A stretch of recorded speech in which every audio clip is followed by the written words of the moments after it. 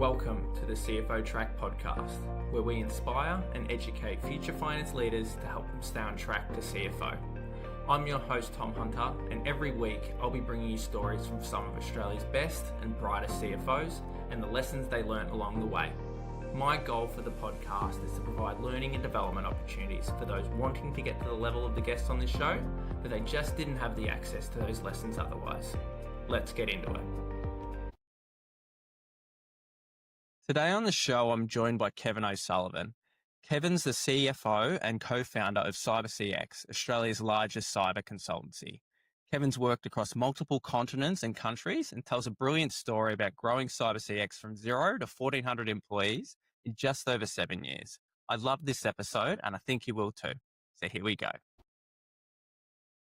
Kevin O'Sullivan, welcome to the CFO Track podcast. Thank you, Tom. Appreciate you asking me to join you. You're welcome. How's the week been? It's been an interesting week. It's hard to believe it's Thursday already. The weeks seem to just fly by at the moment, which is good. It's good to be up and about and doing things. Very good. You're a bit of a pro on the webinar podcast front, so I'm pretty excited to have you.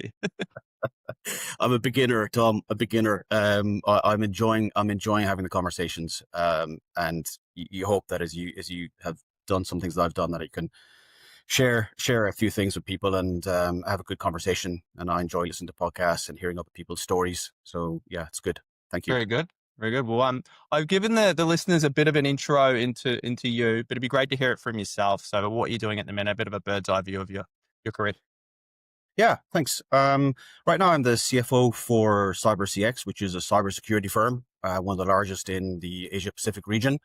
And we're really B2B focused and trying to ensure that our customers can operate safely in what they do and let us support them in developing cyber resilience so they can go about their business, execute their business model without fear of cyber attacks is what we're focused on. So that helps us to achieve our mission, which is really servicing the communities that we live in, right? So we can help the businesses in those communities. We're helping the people in those communities to be not impacted by either cyber scams or cyber breaches, etc. Yeah, absolutely. And we'll come back to that in a little bit, but we'll first of all, we'll go back to the start. The whole idea behind the pod is to give up and coming finance leaders the learnings and development that they might not have had the opportunity to otherwise. So what was the main reason for getting into accounting? How did that happen? Let's go back a bit. I sometimes when finance could be a tough gig sometimes, and sometimes in the tougher times, I wonder when was that moment that I made that decision. Yeah. And if I had a time machine, would I go back and change it? Answer's probably no. I wouldn't go back and change it. And we can talk about that as we go through. This, finance is a great vehicle to go different places, do different things. So it really started for me. I grew up in a family business environment, and Sunday dinners or evening dinners were always peppered with business conversations, and they were traditionally around kind of like what the price of things were, the price of stock, the margins you were making. I always enjoyed those conversations. I enjoyed the kind of numbers and the commercial piece of that. And my dad was the finance director and an accountant himself, so it kind of led me to that role, to be honest. Yeah, nice. And then how early on was that, do you think? In terms of that decision to want to go into finance and accounting, was it something like really early on? Or do you think it was like closer towards a university type thing? I think, to be honest, the path was set. If I look back now, I don't remember that moment when I said, "Hey, do you know what? Accounting's a good idea." I think it was already well-worn path in my mind, to be honest. I like numbers a lot. I like the storytelling around numbers. I'm not a maths person, but I do like the storytelling that numbers provide, and I enjoy the conversations that they allow you to have with other people. So yeah, I think the path was set pretty early, to be honest. That's fair enough. And what was your first role like post uni? Post uni, my first real proper corporate role, to be honest. I've done some, obviously worked in the family business and did stuff there, but my first corporate role in terms of finance role was with Intel in Ireland. Yep. Yeah. And that was a great company. They just had set up in Ireland. They were just building out the fabrication plants, so they built Fab 10 in Leitslip, in just outside Dublin. And I joined there, and I learned so much there. An American style company, had great training programs, You were empowered to do things. There was a young team there, so there was lots of engagement around the teams. So yeah, it was a great experience. And then, so because you progressed pretty quickly through a few roles, and I think you ended up in Romania or Hungary or something along those lines for Saab Miller. Yeah, yeah, it's another one of those moments. When did I make that decision? But it's opportunities come, sliding doors that people talk about a lot, right? Yep. I'd spent a couple of years in Intel, and I'm aspirational. I wanted to grow. I wanted to keep pushing my learning curve, my career growth, Yep. and it wasn't quite working in Intel. Um, not for any particular reason. Just there were small finance teams. They were already all the positions were already pretty locked in. So I started looking around for a role, thinking it would be either in Dublin or probably London, to be Yep. honest. Okay. And met an agency, and they said, "Hey, have you ever heard of where Romania is?" And I was scratching my head trying to Yeah. remember my geography. Could I pick it out on a map? Yeah. But yeah, did the interviews with Coca-Cola for Romania, and 4 weeks later, I was living in Romania in Yeah. reality. Right. So it was quite a fast from first discussion to being physically in a new country, which was really interesting for me in particular, because I kind of come out of a really structured organization in terms of Intel, where I was a Mm. team member, and now as the finance director for a Coca-Cola plant in Oradea. And I went from being a team member to being a team leader, a new culture, new language, new people, new business. So it was a full-on learning experience from day one. Yeah, it would have Um, been. yeah, And so the first management role is always tough too. That transition from individual contributor to manager is never easy. yeah, I don't think anyone nails it.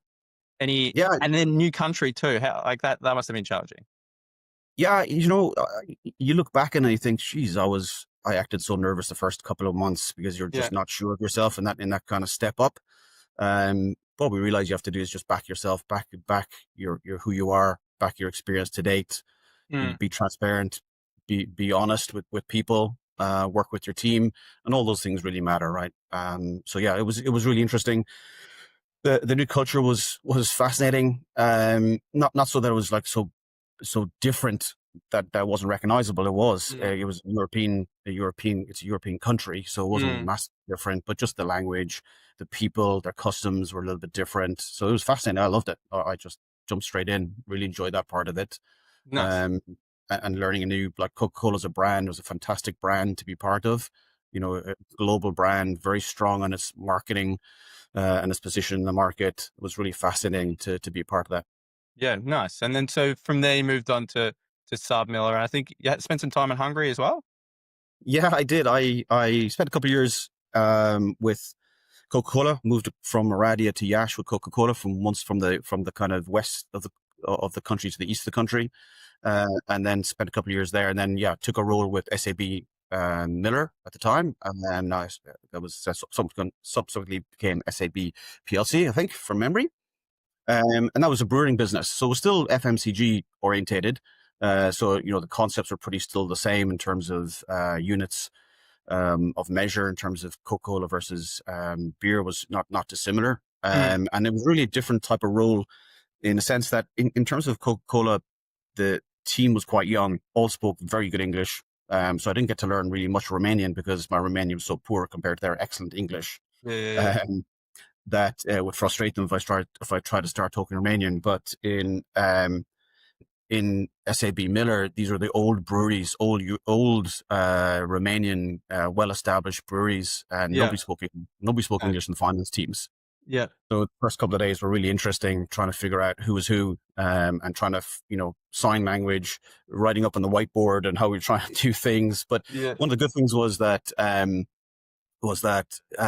accounting, when you think about it, right? When the language we're trying to talk is accounting effectively, right? When you really boil it down, and that's all debits and credits. So we were able to get on the whiteboard and talk debits and credits, Yeah. and Yeah. it was then it was then easy, right? Because you just worked through what the debits and credits were, Yeah. and that helped to do everything nicely. Yeah, so there were the interesting things. Maybe if I add on two more things there just for context. The culture was very different there from say from Intel in Ireland to Mm. Coca-Cola, to the SAB breweries. The culture in the breweries was really interesting. It was old school style stuff. The Yeah. environment was old school. Like when you walk through the Coca-Cola factory, it was all modern manufactured factory, everything. And they went to this old brewery with the walls were, 3 meters thick, and, the Yeah. whole Wooden building was barrels. all, yeah, everything. It Yeah. was fascinating, but it was reflected the way the people worked as well, which was quite interesting. Mm. The two, I'll give you quick two examples on that. I was trying to figure out whether a particular invoice had been paid. So I went up to the finance team to use as an opportunity in the first couple of weeks to engage with the finance team. Yeah. And they went up into their rooms, and there was no computers. Yeah. Zero. I was Yeah. thinking, well, this is going to be interesting. Yeah. Where are they going to find this data from? And then they were all sitting, and I'll finish on why this was in a second, but they're all sitting elbow to elbow Yeah. across long desks, like they're in a school classroom kind of environment. Yeah. And they just pick up this huge register off the ground, manual book, like, Yeah. A3 size, and open it up and peel it back and start looking down each page to try and find the invoice Yeah. name. What was the handwriting like? It was good. It was good. It was good. Decades of experience, I'm sure. It was good. But they were young people. They weren't like in their, late careers. These were young Yeah. 22, 23-year-olds that were sitting there writing out longhand, registering an invoice. And then when it was paid, they had to go back and find it and write Yeah. paid next to it. And then somebody would add them all up at the bottom, and then they would put that into the computer at the end of the month. Were there at least different colored pens and your reds and your blacks There and your was, greens? there was a bit of color there, but I tell you, Yeah, I was good. blown away. Yeah. Not in my life I'd ever seen anything like that. I just couldn't get my head around it. Yeah. And they had a computer system. There was Okay. computers. They had a few computers in the room, but nobody used them. They had those dust covers over them. Yeah, right. Why is So we that? sat down. It's just the culture. This is the way we Okay. do it. We're Yeah. going to do it this way. I know you're new. I know you want to do things differently, but this is the way we do it. Yeah. So Fast. that took a while to change that culture. Yeah. Did And it was, they see the benefit in the end of using it electronically and digitally? I think the younger people did in some respects, Yeah. because when it came to month end, the month end took forever because you had to manually add up all the transactional detail. It was crazy. The first room I went to them when they were in, the whole finance team was about 15 or 16 Mm. in that particular brewery, which was the main site. And they were all, as I said, sitting on school like tables, long tables, and Yeah. elbow to elbow. And I said, guys, this isn't efficient. This is Yeah. a huge Yeah. brewery, right? In terms of acres of buildings. So I found an empty space. It was a bit it needed renovation, but it was in the attic. And they just said, "Oh my God, you're going to put us in the attic?" And it took me a couple of weeks to get them convinced to let me do the renovations so they'd move in there. And then they were the happiest people ever Yeah. when they're up there with this beautiful bright room with beautiful, Get a window in there, surely. yeah, with natural light, beautiful exposed beams, fantastic, space, their own desks and their own space to work on. It transformed it. And I think from that point forward, the rest of the change was pretty straightforward. To be honest, they saw the need to do things differently and move on. Yeah. That Nice. was a long story, but Yeah. there are interesting things when you get out and explore. There are interesting things to see. And then your next role was your first CFO role, right? The next role was yes, it was. Sorry, I traveled with SAB to London. Did some time with them at a regional office in London. And they were looking to close down that office. Basically, they are going to refold that international element of the business back into the original brewery that spun off that brand, the Pilsner Urquell brand. Yeah. So I was kind of just looking around, and on the front page of the Financial Times on a Thursday, as it is the tradition in London, you'd have a look at the pullout. That's all the finance jobs. And the front page was a company called Millicom International Cellular, who were looking for a CFO in Pakistan. Yeah. This was a couple of months after 9/11. It was a couple of, the bombing raids in Afghanistan were going on. I was like, what company would go and advertise for a job in Pakistan when there's all this military action was happening a couple of 100 miles away or kilometers away? So I was fascinated. Put my application in, and couple of interviews later, I was on my way to Islamabad in Pakistan. What was your family like around that for that decision, given what you just said? I am blessed. I have the most amazing wife, Fiona, who Okay.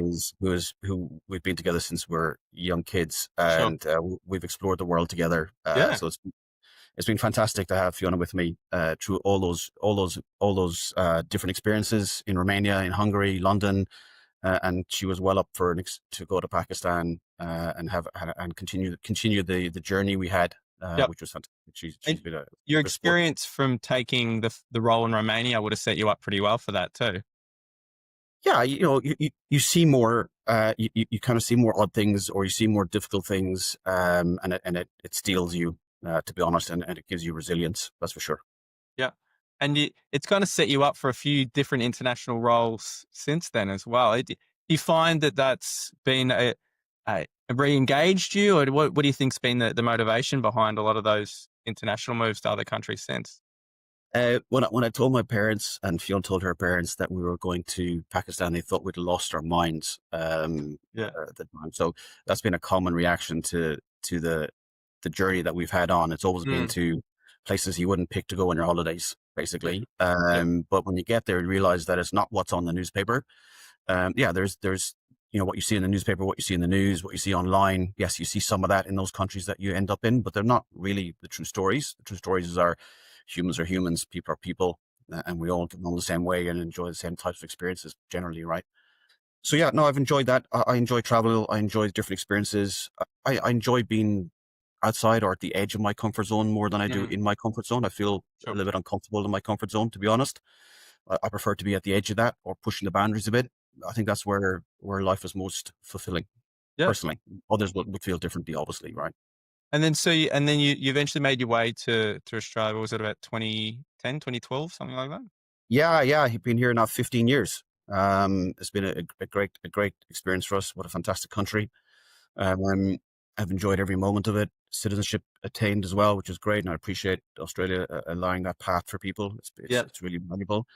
Yeah, it's been interesting. Did a bit of time in Papua New Guinea before I got to, and the Solomon Islands before I got to Australia. So I think I was ready after about 15 or so years in emerging markets. I was ready to um, come back into let's say a first world country for not wanting to label things, Sure. but and kind of really test myself in a proper corporate environment in Australia, Mm. which is good. And I had a young daughter at the time as well. It was time for her to start school. Yep. So myself and Fiona decided it wasn't right to be dragging her around the world. So we did that. Decided to Yep. settle down When in you Australia. when you landed, did you Coogee, Bondi? Where did you land? I landed in Brisbane Yeah. because Okay. I did a bit of work in the Pacific and would come back in and out of Brisbane many times, and it's where I kind of landed my first role.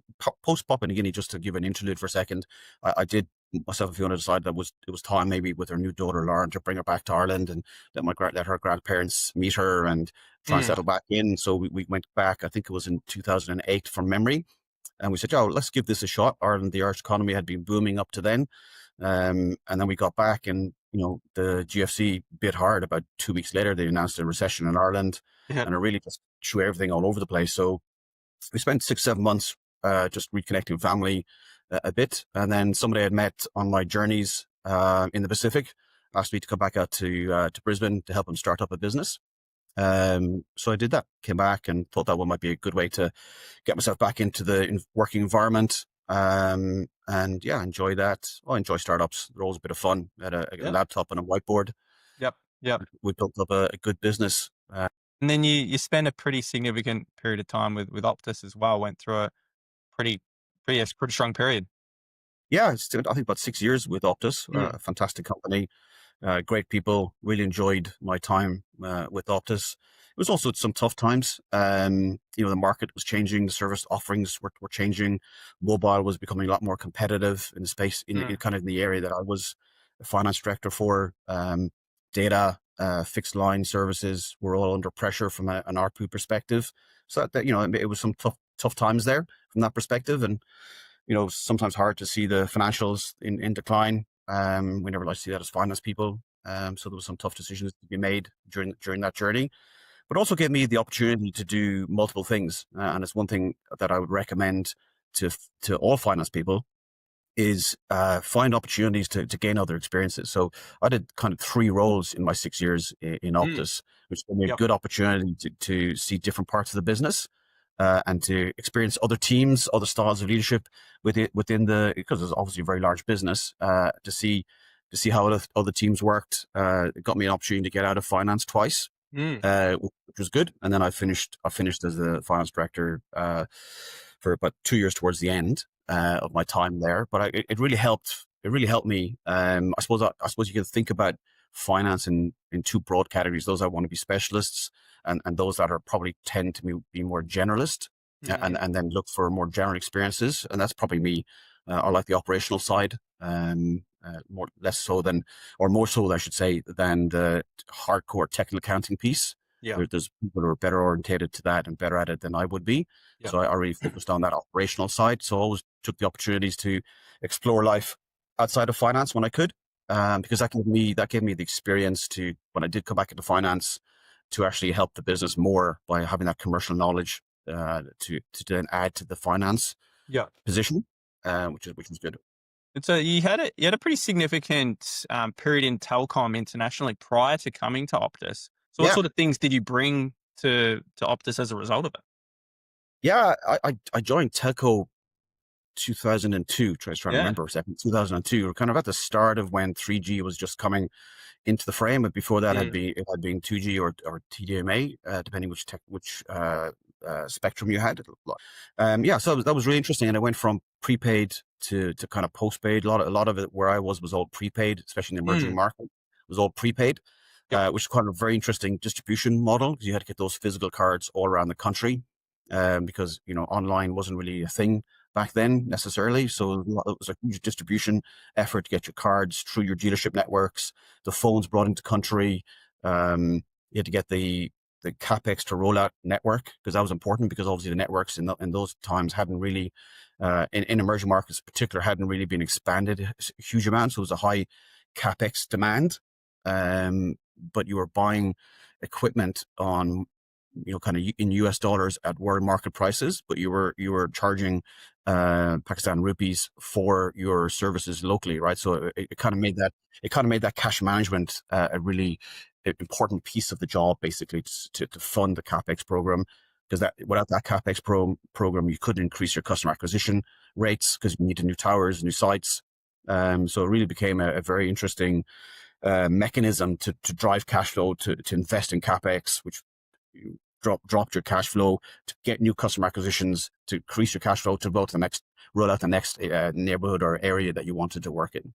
So it's again a great example of where finance could be in the center of stuff, right? Where you could be that middle person bringing relevant data to a decision point. Do we have the funds? What's the ROI on that particular rollout?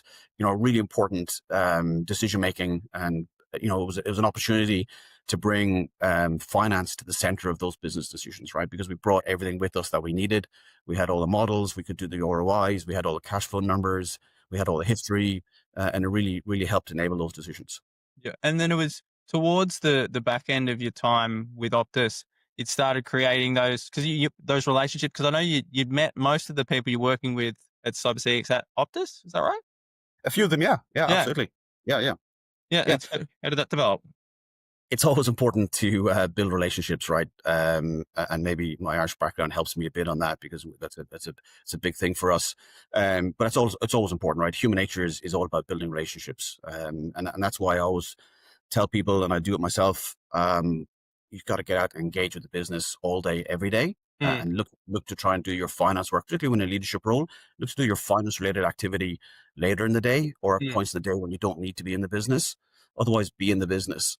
You don't have to muscle your way in or be awkward, but there are plenty of times when a finance voice is welcomed, and you got to go find those opportunities. And that helped me build those relationships that you mentioned. And then opportunities come up, and they go, do you know what? That guy Kevin, he was all right. He actually helped me. He was problem solving. He understood what we're trying to do. He was the one that was fighting hard for the right outcome.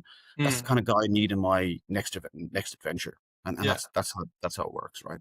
And so what was happening leading up to that point where you did make the decision to move on, or move to and start getting things set up for CyberCX? Well, it's a decision to exit. Sorry, just Optus. Yeah.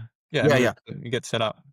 Yeah, I think at the point I had spent just about 6 years in Optus. I had seen as much as I could. I think I could have seen in that 6 years. I was doing a really good role at the end as the finance director for about $1 billion worth of business.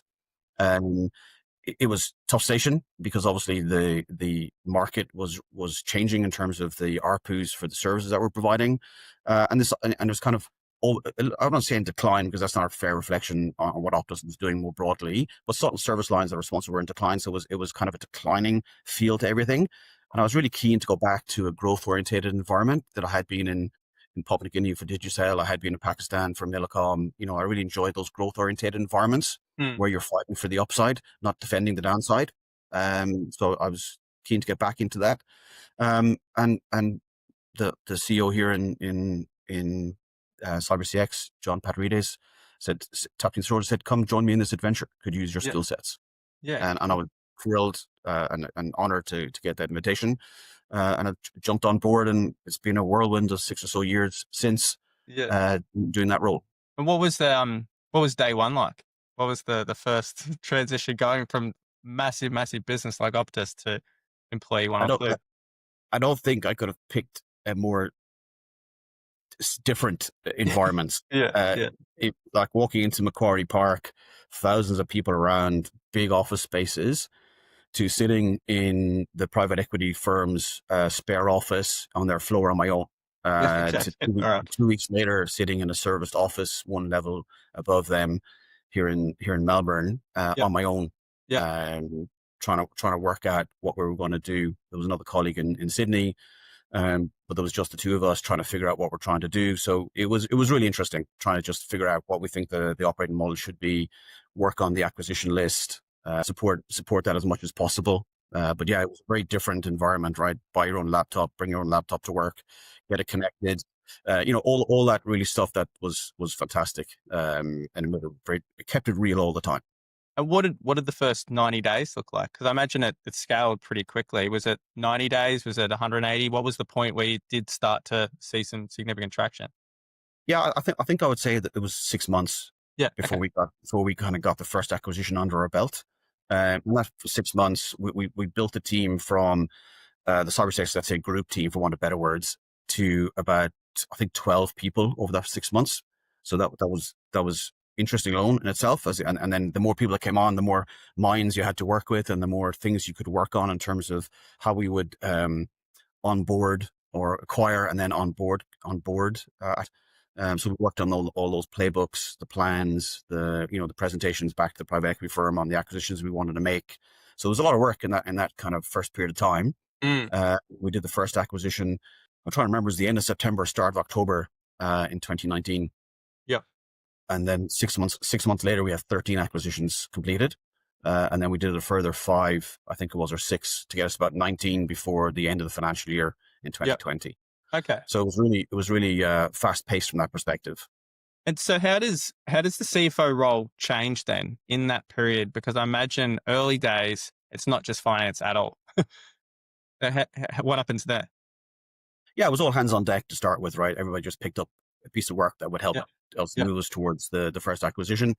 Post that, it was really around understanding the finance environment we'd purchased, because obviously when you're doing the due diligence, you get a certain level of detail, but you don't really get access till the sale completion happens. So then you're really starting to work with the finance, one or two people that would have been in the finance team in those smaller businesses.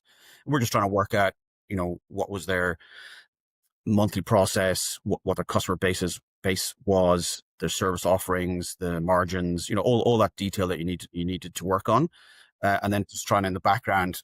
So there was two kind of core streams of work basically. One was operate and support the businesses. So with the business we acquired, we said, you please go and continue to operate your business as you do currently, and we will support you. Do you need work capital? Do you need some additional resources? What do you need? We'll provide that support level. But Yeah. for the first 12 months, proceed as you have been previously. Just keep the sales momentum, keep the growth momentum, and we'll support you do that. And then the second work stream was for us internally, was to build out our ecosystem to actually provide a platform to ultimately bring those acquisitions onto our CyberCX systems and platforms. So we had nothing, zero Yeah. green a pure greenfield site. So we had to decide which accounting software, which professional services software we'd use, which CRM we would use, HRIS, payroll systems. So it was a lot of work in the background to go through all that, and then ultimately roll those out. Sequence. We did sales first, then we did the people, and then we did the what we call our core network, which is our PSA and our FFA tool, all on the Financial Force platform that was called at the time. It's not called Certinia. So it was a lot of work, and then it was really just trying to manage the business. We had like 19 instances of Zero. We had Zoho and 2 instances of MyOb, right? So we had a collection of separate accounting softwares. We had 19 to 20 different financial bookkeepers, accountants, fractional CFOs across that environment. So we're just trying to manage all that together, trying to figure out what was the best way that we could ingest and report that financial data. So that was really good from that perspective, just building those capabilities out, and then transitioning everybody onto our platforms subsequently. And then once we completed that, then reorganizing the finance team from individual service providers to each of the subsidiaries to a broader finance team, where we had to create accounts payable, accounts receivable, financial accounting, FP&A type roles, and then create that team basically to take on the next level. And how do you decide in terms of structuring the people component and building out that team? Is that where you start, APAR, or where was your trajectory? I thought about it in kind of three buckets. From just a team structure perspective, it was around that transactional accounting, which is APAR, making sure we got that engine room working well. Then we had the layer above that would have been the accounting teams in terms of how we make sure we're doing all the financial accounting correctly. And I'll come back and touch that in a second as to why that was important. And then we built out an FP&A team, a great team actually under Sophia, who then basically embedded themselves in the businesses with all the practices that we created. So we took all the individual companies and said, you're really good at penetration testing, you're really good at governance, risk, and compliance. So we'll create one team and bring all the teams from the individual entities into that new team. And then we provided a finance resource to help them work through budgets, forecasting, monthly reporting, capacity planning, etc. So that was the team. The what people don't realize lots of times with the complexity from a financial accounting perspective is AASB 3. Beautiful statement, but a lot of hard work. And probably underestimated. I probably underestimated the amount of work involved in the acquisition accounting, both from an accounting perspective and a tax perspective. So that kind of slowed us down a bit. So we had to kind of beef up our financial accounting team. And it took us a while to get our first audit completed, to be honest. Now they're like clockwork. Yeah. It took us about 2 years to get on top of just the annual reporting, financial statements, all the transactions. We had completed 22 acquisitions to get that level of accounting completed. The goodwill accounting, the stamp duty elements. There's a lot in that. So I'd recommend to anybody that's going to go through a wave or a phase of M&A activity that they really get to understand AASB 3. Have a good chat with their auditor, talk through all the issues, have a good chat with their tax agent or specialist, really to understand those items as part of the financial due diligence process, so that when you do step into ownership, you've solved some of these things. So now when we do an M&A process, we're already working through what the tax implications are. We're already working through the templates we have created from an M&A perspective, from a post-merger perspective that would include the financial accounting changes for those. Yeah. And so how many headcount is the business at now? Our headcount, for the overall business, it's about 1,400 people. Okay. Yeah. And that's been what, 7 years? Yeah, we started when we did all the acquisitions. We probably finished with about 450 people, and everything. The kind of 1,000 people after that has been all organic growth. Yeah, awesome. And so everybody, sorry, Karen. No, I just you meet some people and think it's just a roll up, and that really pushes our buttons a little bit, because it wasn't really a roll up. It was a gathering together of the best of what we could find. So it was coming together, trying to create the greatest force of cyber professionals in Australia and New Zealand. And so we brought people together, and then it was really about the organic growth after that. Yeah. So now that you've had the founder CFO role and you've had the established business CFO role, what do you think are the two major challenges between the two? It's a good question, right? Because it's really a lot of times determined by the business challenge you're facing, right? The context Mm, of your role. And sometimes we don't think enough about what's the context of our organization, or what is the context of my role in the Yep. business.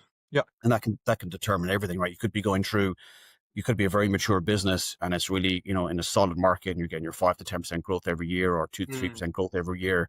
It could really be working very well. You could have really strong cash flow management, and it's really around strategic opportunities to grow your business.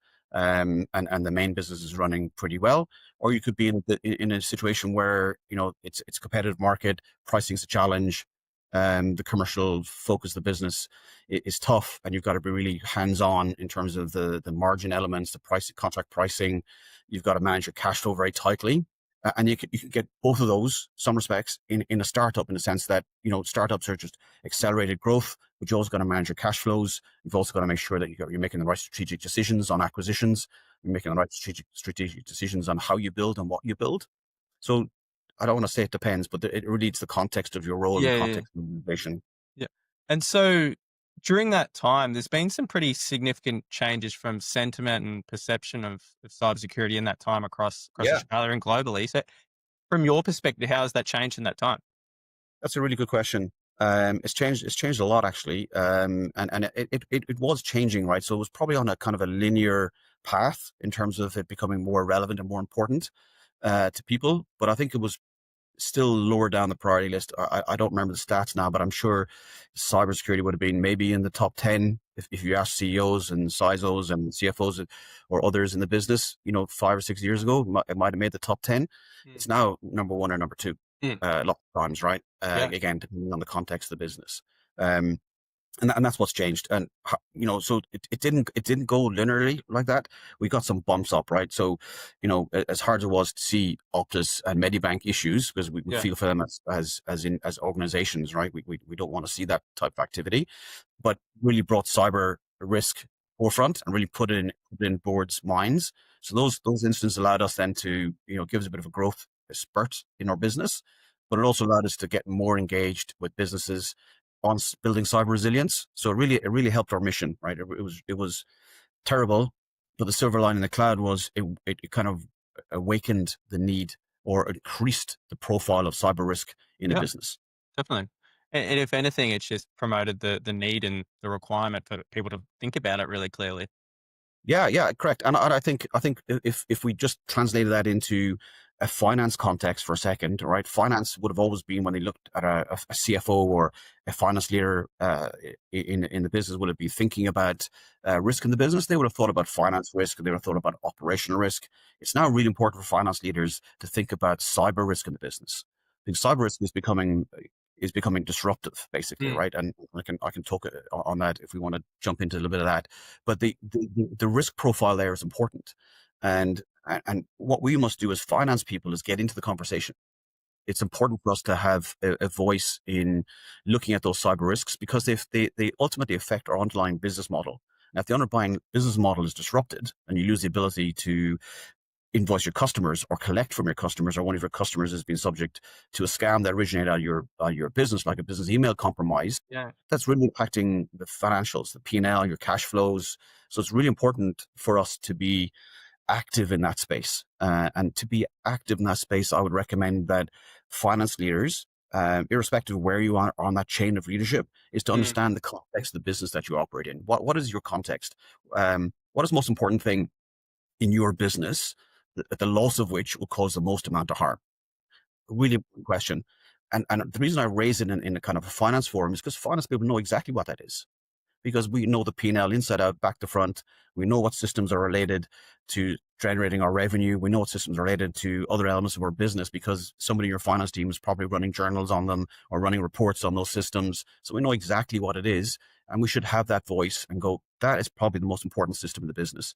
And have a conversation with your CTO, CIO, CISO, and say, tell me, what security have we got across that system? Because if we lost that for a day, we know exactly what the revenue impact would be, or the P&L impact would be, of that loss for that one day, 1 week.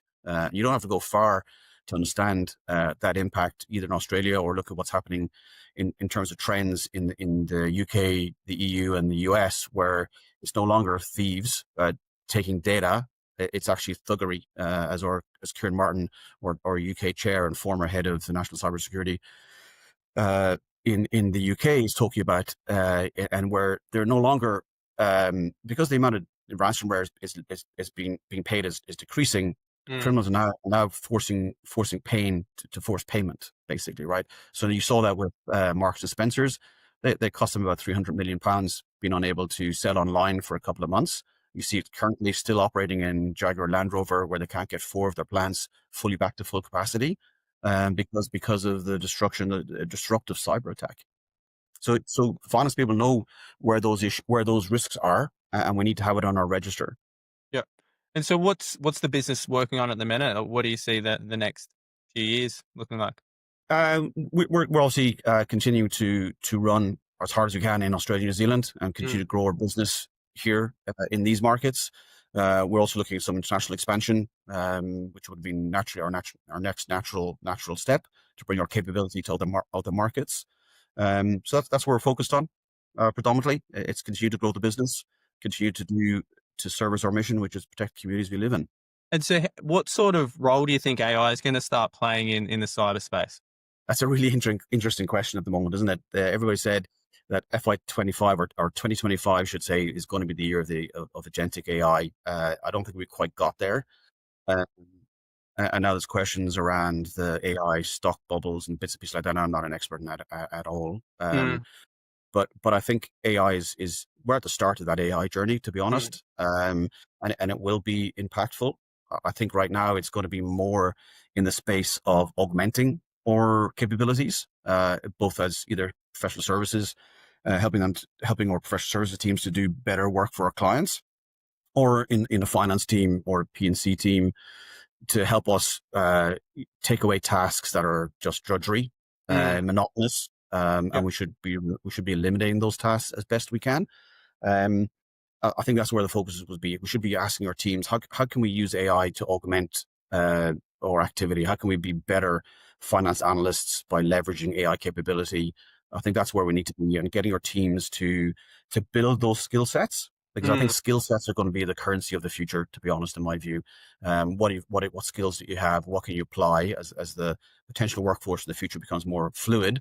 You're going to trade on skill sets. I think it's going to be important. And I think, when we get to AGI, again, I want to caveat that I'm not the expert, but I think that's when things will change pretty more dramatically. And I think us as CFOs need to use our business context to think about how our business model over the next couple of years might change as a result of us shifting towards more agentic AI. Are the processes we're running going to evaporate? Will we run different elements? Will our business model be resilient or sufficiently agile in a different world? I think that's the things we should be thinking about and adding to that conversation internally while we're building our team's skill sets to make their jobs easier, more fulfilling, more enriched, and more valuable. And then thinking how's our business model going to change as a result of the potential shift to AGI? Is that 2 years away, 3 years away? Who knows? I'm not the expert. But you have to expect there's level change, disruptive change coming. And what will that mean for our business model? I think everyone's still figuring it out to an extent, and every business is at a different phase of it, depending on size and scale and capability. So I think we're a little while away from everyone getting it completely. I totally agree, and that's why in the meantime we should be building our skill sets and leveraging it where we can. It's not going to. I don't think it's going to replace people at any great scale currently. I think it's going to take time to get to that point. I'm working with my team to try and build all our skills, me included. Build all our AI capability skills, learn, understand what it means, understand how it can help you do your job better. That's perfect. Well, thanks for your time, Kevin. I've enjoyed the story. Working across the world in a number of different countries, and then starting Australia's largest cyber consultancy. I think the listeners are really going to enjoy it too. So I appreciate your time. Also, I should say thank you. Appreciate the conversation. Thank you. If anyone has any questions or wants to reach out and get a bit more detail from yourself, is that something you're open to? Absolutely. Yeah. 100%. Good. What would be the best way to reach out? You probably catch me on LinkedIn. It's probably the most direct way. I think that would be probably the easiest for people to find. Great. Well, we'll put the links in the show notes, make it easier. But thanks for coming on the CFO Track podcast, Kevin. Thanks, Tom. Appreciate the conversation. Speak to you soon. Thank you. Thanks for listening to the CFO Track. If you enjoyed the show, don't forget to like, subscribe, and share with a friend. I'll see you next time.